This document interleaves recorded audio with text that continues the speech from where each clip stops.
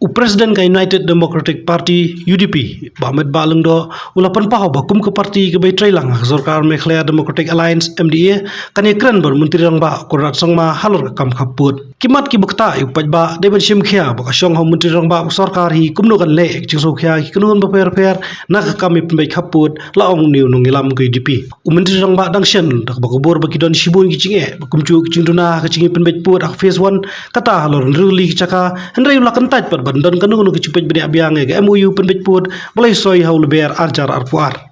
Waiting for the chief minister to come, so I'll discuss with him about all these issues also, like addressing, from all section of people there, addressing their concern about the boundary issues and all. So I will have a word with him, but it is up to him and the government to examine the matters on all those concerns addressed by different groups. So, do you feel it has to be reviewed, the agreement MOU? Sir, if I don't know head until, how can I say you review or you don't review?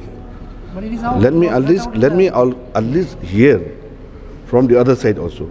I've been going through in the newspaper every day reports, some from here, some from there, social media, this, that.